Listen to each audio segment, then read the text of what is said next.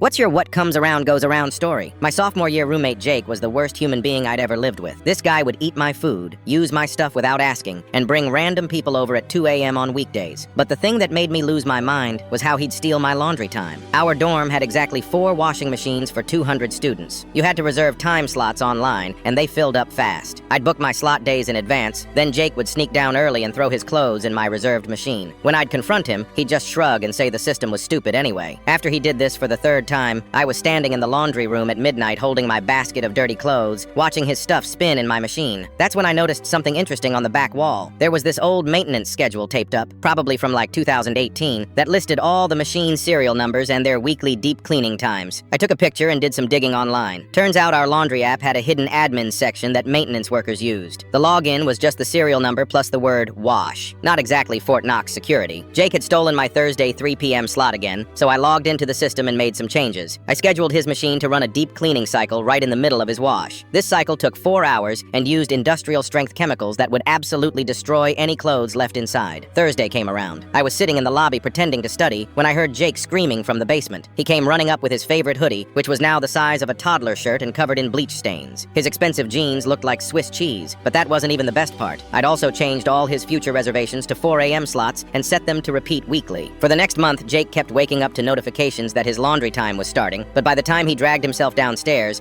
the machines were already full because I'd also programmed them to auto-start cycles. He complained to our RA about the app being broken, but since everything looked normal from the user side, they just told him to book earlier slots. Jake started setting alarms for midnight to grab good times, but somehow they kept switching to weird hours. The breaking point came when he found me in the laundry room folding my clothes during a perfect 7 p.m. Friday slot. "How do you always get the good times?" he asked, suspicious. I just smiled and said the system must like me better. That weekend, Jake tried to get revenge by putting my wet clothes on the floor, but I'd planned for that too. I scheduled his next load to run a second rinse cycle that added fabric softener at the end, except I'd replaced the fabric softener in that specific machine with red food coloring. Monday morning, Jake walked into our politics class looking like he'd been attacked by a giant strawberry. His white t-shirt, khakis, even his socks were all bright pink. Everyone was staring and laughing. Our professor asked if he was making some kind of statement about campus politics. Jake knew it was me, but he couldn't prove anything. Every time he tried to catch me messing with the machines, I was nowhere near the laundry room. The beauty was that everything happened automatically once I'd set it up. By October, Jake was doing his laundry at a place off campus that charged $3 per load. He was spending like $60 a month because he couldn't figure out why our dorm machines hated him.